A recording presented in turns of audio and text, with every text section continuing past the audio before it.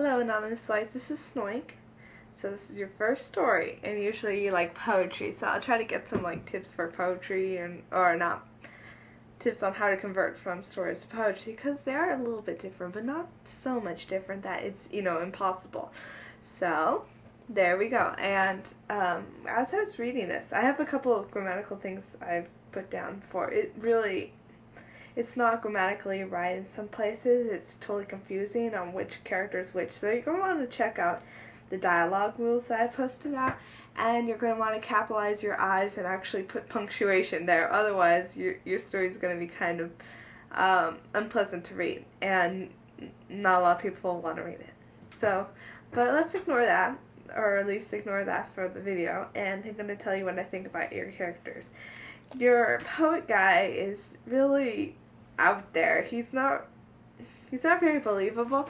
For one, he's very ADD, and being ADD isn't too bad of a thing because, people are ADD and everything, but he just seems so vacant, and he doesn't really seem to know what he's looking at. So when he's, today is pretty outside, wiping the sweat off my face that keeps dripping every few seconds. First of all, that opening sentence doesn't make any sense. Today is pretty outside, period. And then wiping the sweat off my face, that doesn't go with the first part at all. So you, instead of saying, oh, it's pretty outside, and when I first read that, I was like, pretty what? Because it's pretty loud outside or something. But you might say, it was hot. It was hot outside, and I had to wipe the sweat off my face. And you don't have to say your face is dripping, because although that would look cool, you're like, oh, it's not needed.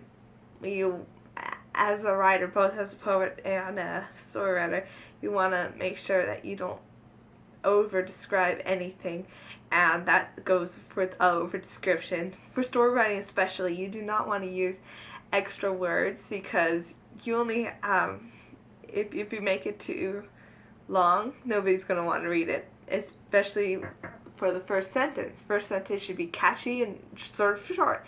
That doesn't mean it has to be short, but it has to make sense, and you have to read it all the way through. I cannot tell you how many stories I have not read or have refused to read because it didn't have a catchy beginning. So that's going to be important. And even those stories, some of them were published. While I'm laying in the grass field, I would write poetry, my art, my life. I never really had anyone to talk to me about my feelings. Not even my parents were there. They were always busy trying to provide for the family. So I would just write about my emotions, the feelings of mine that touch me deeply. Okay, so he's outside on a grassy field. That's already pretty descriptive, and I was thinking, well, he's a poet. He's probably going to see beauty in the things that I, being just, normal person, wouldn't see.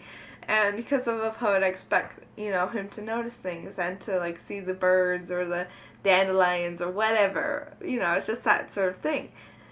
And he doesn't. Instead, he just writes about his feelings. And I was like, what? Because, he's in a grassy field. He's probably feeling the sunshine penetrate his back.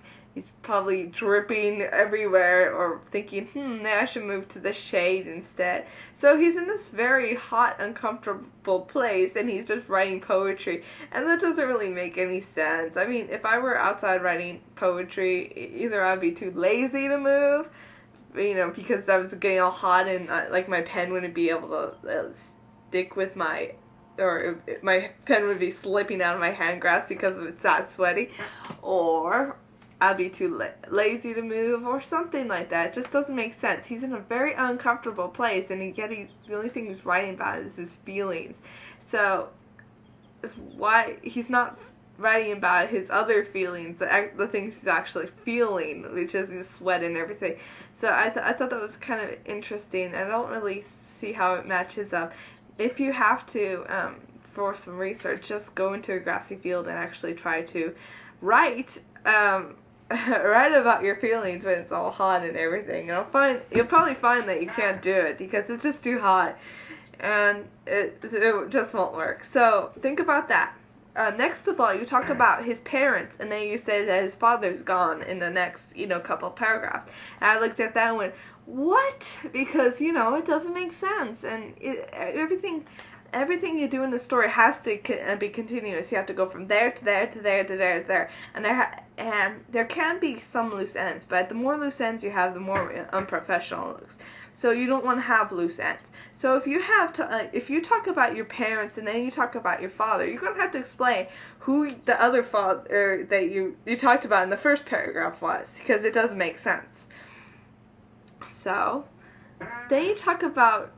So that's just one thing. If he doesn't seem like a poet because he doesn't seem to notice anything besides his own emotional state, and emotional state is good, but the best poets are those who actually look around their surroundings and take from their surroundings and look at it through their feelings and then write out their poetry. So I mean, even it doesn't even have to be surroundings. It could be what works and stuff.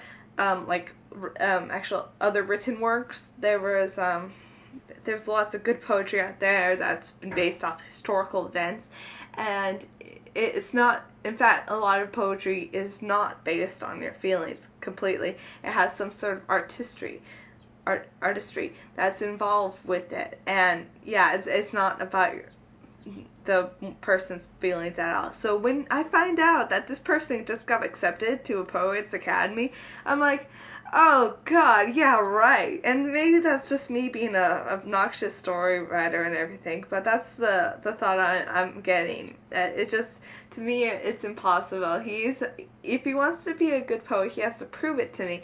And the way he's going to prove it is have some really good detail in the beginning of what he's experiencing. So he has creativity is taking something from something that's creativity is taking unlikely things and combining it into one. So he's just focusing on his feelings, and he's basically detached from everything. And I know there's some writers who are like that, but that doesn't, a lot of writers are not like that. In fact, a lot of good writers are not like that. So he has to be able to take two dissimilar things, probably like his surroundings and stuff, and melt it together. And it doesn't seem like he's that creative, simply put. And so put more emphasis on his surroundings and how he acts with them. But the way he's going to act with it is going to tell us about his character. I'm remembering yesterday I was on my college campus, and it was just, it's beautiful there, and it's big and sprawling and everything.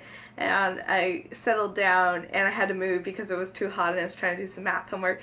So I moved into under a shade, and there were squirrels chittering around. I'm like, I'm trying to do math homework or study for this test, and they're all doing that, and it looks so fun. So you just have to sort of combine it all together. If I had to write a poem about math homework, I would probably include the squirrels. So that's one thing, and I'm not good at poetry, but still. Okay, as I write my poetry, I wondered if I was accepted to some weird academy I entered.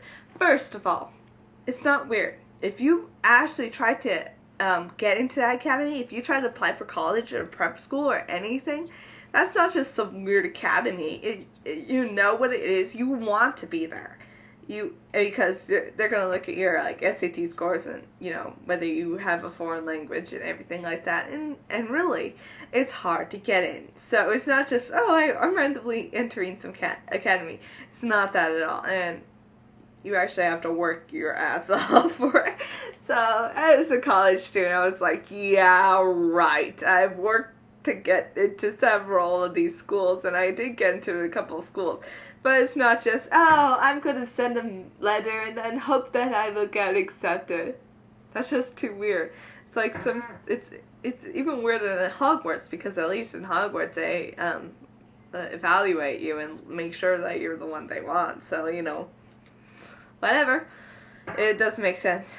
I heard it has a bunch of poets that create wonderful and outrageous things that would drag you into their own world and make you think it's real.